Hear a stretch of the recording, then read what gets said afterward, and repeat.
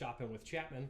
On today's video, we're going to be talking about a motion that shows up a lot in more advanced literature, but I feel like doesn't get a whole lot of attention in exercises. I actually thought of this because I had a few lessons this week that both featured this type of motion that my students were struggling with. So I thought I'd upload a video about it just to kind of demonstrate what we're talking about here and some ways that you can overcome it. And the motion that we're talking about here is this vertical to rotational motion. So essentially, anytime you're going from double verticals, both mallets striking at the same time, into a double lateral, or just a single independent or single alternating, right?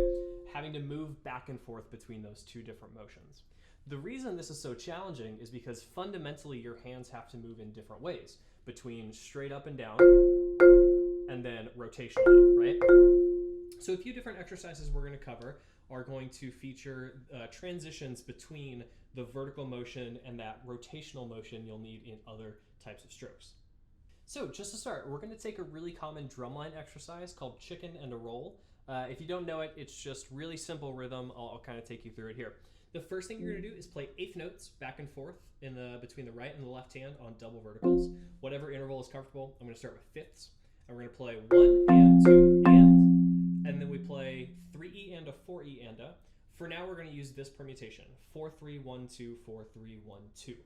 So the first part of the exercise would sound like this: right, left, 4-3-1-2, 4-3-1-2, right. So just practice that first measure a few times, just getting really comfortable with that motion.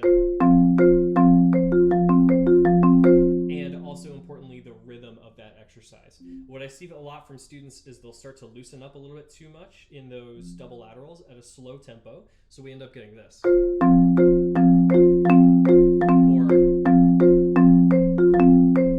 any kind of like really floppy motion. So as you're practicing this slow, really try to focus on the rhythmic aspect of it. 1 and 2 and 3E and a 4E and a 1 and 2 and 3E and a 4E and a 1, and so on and so forth.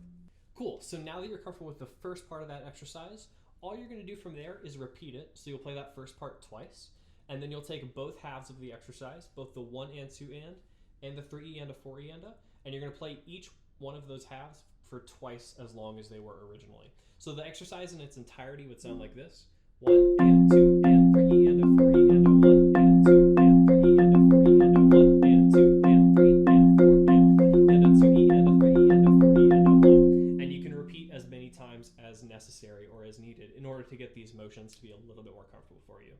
Cool, so now that you're comfortable with just that very basic exercise of moving back and forth through chicken and a roll, let's break down this motion just a little bit so you kind of know what to focus on as you're playing through it.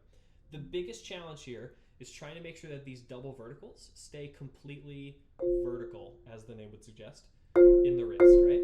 That ensures both of the mallets are going to be striking at exactly the same time. If there's any amount of rotation in your stroke, any amount of that forearm motion, that's going to give you a flam or a disjointed double vertical, right? Now, by contrast, the lateral motions, or the independent motions when we get to them, have to be rotational. So you want to try to make a difference in your hand between this motion and this motion, right? So putting those together, here's the exercise repeated again. Notice I'm going to switch from vertical motions in the wrist to rotational motions. So here it is: vertical, rotation, vertical, rotation, vertical, then rotation. Back and forth. The most important beats to focus on are the double verticals immediately after you switch from double laterals back into verticals. Listen for those first ones, and if there's any amount of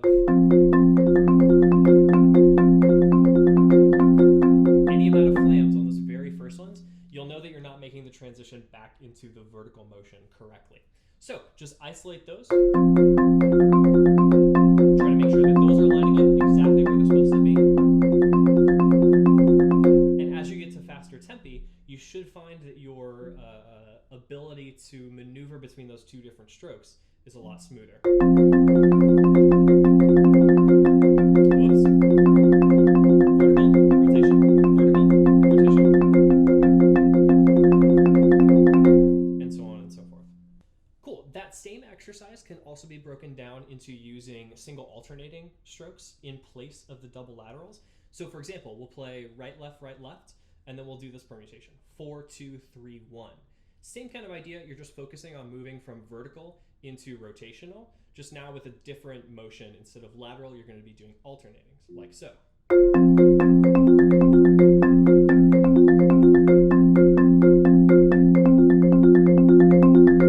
Again, focusing on the first notes of the double verticals to make sure that they're lining up exactly with that vertical motion.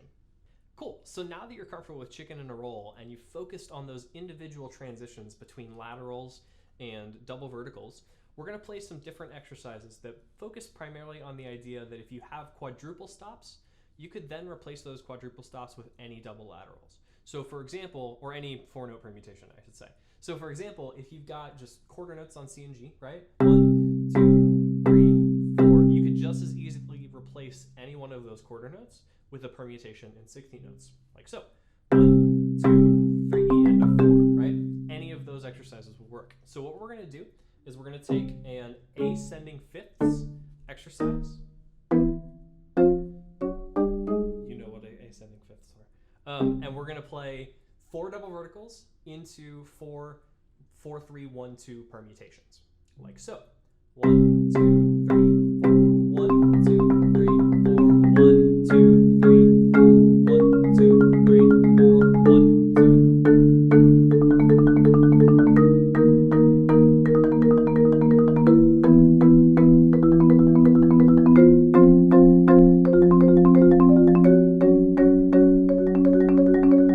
And so on and so forth, all the way up the keyboard, focusing on the same kind of things. You can then do the same thing off the left using 1, 2, 4, 3, like so.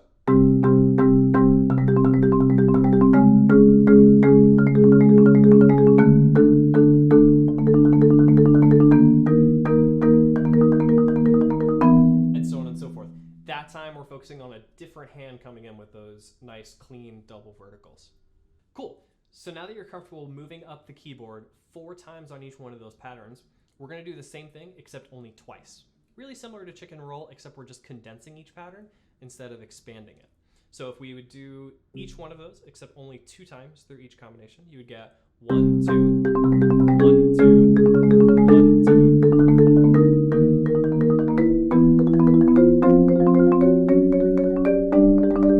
And so on and so forth. And then we can do the same thing with only 1 time on each pattern. So 1, 1, 2, 3, 1, 1, 2, 3, 1, 1, 2, 3.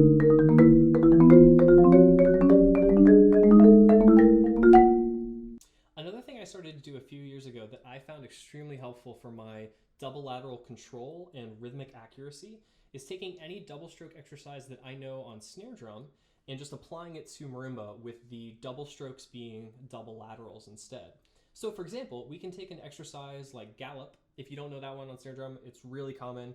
You can just probably YouTube it. You can take something like gallop and play all of the double strokes as double laterals, and then all of the single strokes as double verticals. So that exercise would sound like this. A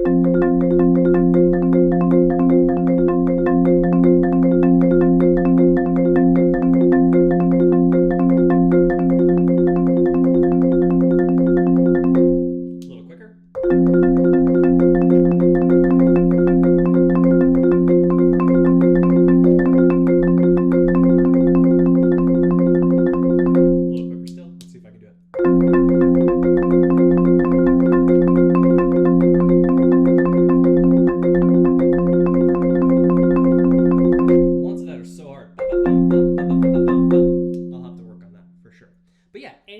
Type of double stroke roll exercise that you know will work. Another great example, triplet roll, right? And